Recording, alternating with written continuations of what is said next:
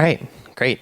Thanks for coming. I'm Austin Federa. I work for Solana Foundation, where I work on a bunch of different stuff for us and sustainable initiatives, and is definitely one of the things that we've spent a lot of time thinking about. So just wanted to start out. Solana Network, you can see, has been growing exponentially over the last about year and a half. Mainnet went live in March of 2020.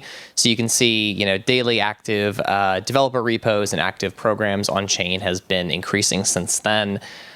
You can really see the validator community is quite large at this point, over 3,500 nodes, over 1,700 validators. There's a Nakamoto coefficient of 28, which is, if you're not familiar, it's on a proof of stake network. It's a measurement of how decentralized the network is. So this is the number of entities you would need to compromise to basically cause the network to fault. This number varies wildly depending on chains. Most chains are somewhere between 5 and 15. If you look at Bitcoin mining pools, it's about 4. If you look at Ethereum mining pools, it's somewhere in the neighborhood of 4 as well. So this is just a good measure of how decentralized a network is. At peak, we've got something about 22 million monthly active users. There's about 5 million weekly active users. You get about 1 million daily active users. All this is really just to say that there's a ton of work that's being done on the network, and you see that it's really increasing adoption. So we have to start thinking about what does this mean for the long-term sustainability of the network. These are 2 NFT projects that launched on Solana. One is Belugi's. This was a 14-year-old girl who created this beluga artwork, raised $1.4 million for beluga conservation, and was up in Alaska actually delivering one of the checks to one of the conservation groups up there.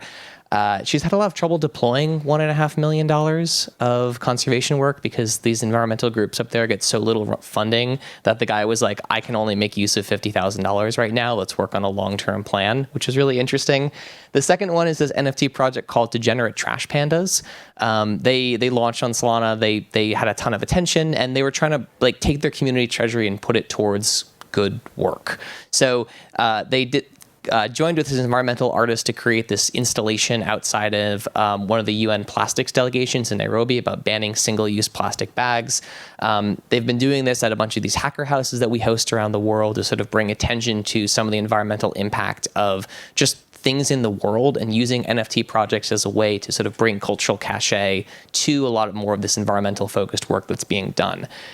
So let's talk a little about energy efficiency. The network itself was built to be incredibly energy efficient, and this was not for sustainable mindset, right? Just to lay it out from the beginning, the goal is to create the most efficient network possible. That inadvertently ends up being one of the most environmentally friendly chains because you're having so much energy efficiency on a per transaction basis. So the validator network uses about 3,000 tons of CO2 per year right now, and each transaction is about 2 to 3 Google searches worth of energy. This works at about 2,700 joules. For comparison, I think an Ethereum transaction is about 770 million joules of energy. So we're talking about massive orders of magnitude in the base level energy reduction. This will obviously change and increase in terms of as the number of validators increases, but the way Solana is designed is the scaling comes from increases in hardware performance, which don't include increases in energy usage. So the number of validators will increase. That'll increase that CO2 equivalent. But one of the really exciting pieces about this is we expect that 2 to 3 Google searches of energy usage to stay about constant as the network scales into the future. We can do about 50,000 transactions per second right now, which is a lot, but not necessarily enough to power all the world's infrastructure.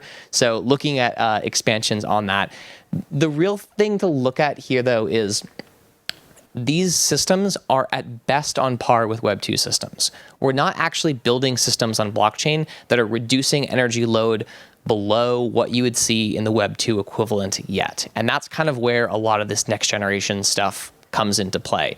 How do we move things away from a server-centric model where the front end of a decentralized application needs to be hosted somewhere? You push that out to the user level, suddenly you're seeing the ability, the same way that microgrids create better alternatives for sustainability than massive power plants that are being run in sustainable ways. All these different ways of building systems can start changing the relationship between energy usage and where it's actually being consumed on the grid. So this is a bunch of the stuff we're thinking about in terms of how this stuff gets developed moving forwards. These calculations were all done by a guy, Robert Murphy, who is an energy consultant that we brought in. All this data is available on solana.com/environment. We actually have like incredible sourcing and tracing on this because we have most of our validators run in data centers or large institutions around the world. You don't really think of mom and pop data centers, but there's about 15,000 independent data centers around the world. So it's not like these things are all running in AWS or something like that. But because of that, and because you have IP address visibility on Solana, we can actually create grid composition maps for where Solana validators are being run, look at the energy composition of those data center reports. And so all that data has been open sourced as well. And we're trying to work on some framework to actually increase the granularity of that data. Right now, all of our calculations assume that there's almost zero energy offsetting that's done apart from the base grid compositions. I know like a third of the data centers that Solana validators are running, they have a 100% green power pledge. We're not even taking that into account in our calculations because we can't verify that that's necessarily actually happening. So this works out to about $100 per validator per year in high quality offsets. That being said, this isn't really something to celebrate. This is like table stakes. And there's far too many blockchains out there, especially layer ones and some layer twos, that are really excited about the offset work they're doing. They're really excited to come up and talk about how we've made our network carbon negative or carbon neutral. And what they're doing is they're buying offsets. And as I think a lot of you know, offsets are a pretty crap stopgap measure. They're fine. They're the table stakes, though. You really shouldn't celebrate anyone for buying offsets. It's the bare minimum you should be doing to participate in this system. So the proposal here is basically offsets are fine. You should take the money you're putting into offsets, you should double it, and you should put it into completely unproven technologies. So there's groups like Forward, there's groups like Stripe Climate Fund, Watershed's doing some of this work as well. But the real thing that we're trying to get to here is a world where everything in blockchain is built on exponential returns, right?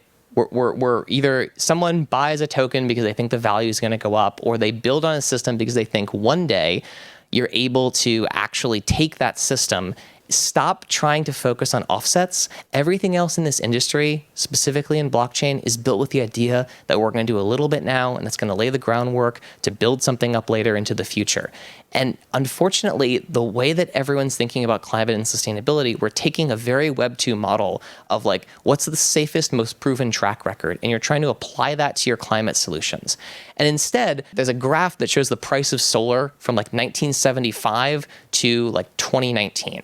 And you see it went from extremely expensive, like over $200, down to less than $1.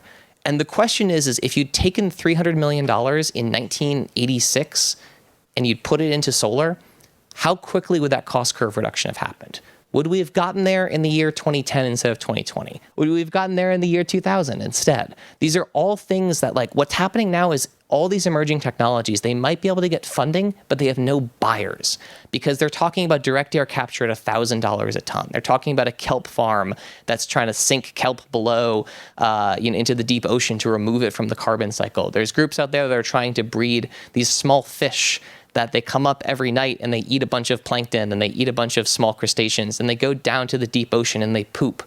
And they're moving tons of carbon every day out of the cycle, right? And unfortunately, we're now starting to fish those fish. So that's a problem, right? But there's all these solutions out there that, like, they're really solid ideas, but they're not proven. And bringing just a little bit of that exponential thinking potential into it really matters. Solana doesn't pay a ton in terms of offsets, right? We're buying really high quality stuff through Watershed. We did CFC capture from refrigerant recycling in India because, that's a pretty good thing to do. But again, like, don't celebrate that work. It's really about how do we move beyond that stuff, because that's just table stakes. And 3,000 tons a year is not much money. It's under $100,000 in terms of what we're actually paying to have to offset this stuff for the most part. But if you take that money and you put it into unproven tech, maybe that brings the cycle up 5 years. Maybe that makes something that wasn't possible now possible. And so we're doing that. We're doubling our, let's see if the next button works. Yeah. So donate as much as you spend on offsets to unproven tech. This is like a request of every blockchain foundation out there that is doing this kind of work, but is not actually looking at it from an exponential returns perspective. Filecoin's done amazing stuff in terms of energy offsets. They've bought, 1.6 terawatts. It would be awesome if they took that same money and put it into unproven tech as well to help accelerate that cycle. Polygon's doing a bunch of this stuff too, but they're not putting that money into unproven tech as well. And you can do both, right? These foundations are rich. We have enough budgets to do stuff. We're looking for smart places to deploy this money. And I think there's better ways to do this than just looking at building the highest quality offsets. So that's it.